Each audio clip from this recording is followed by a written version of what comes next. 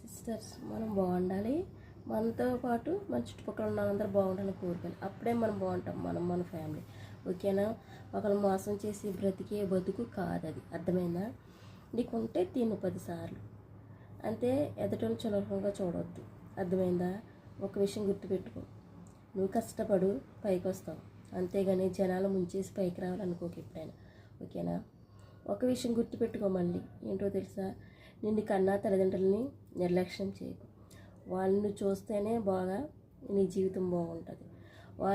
వాళ్ళని నిర్లక్ష్యం చేసావనుకో, నువ్వు ఎంత సంపాదించినా అది వేస్ట్ అయిపోతుంది. ఓకేనా? చాలా కేర్ఫుల్గా ఉండు. ఈ జీవితం కొన్ని రోజులే, శాశ్వతం కాదు. ఇక్కడ మనకి ఎవరి టేస్ట్ వస్తే వాళ్ళు దిగిపోయి వెళ్ళిపోవటం ప్రయాణించినప్పుడు. అలాగే ఈ జీవితం కూడా ప్రయాణం లాంటిది. అర్థమైందా? ఈ ప్రయాణంలో ఎన్నో ఒడిదుడుకులు, కష్టాలు, ఇరుకులు, ఇబ్బందులు, కోపాలు ఉంటాయి. అవన్నీ పక్కన పెట్టేసి హ్యాపీగా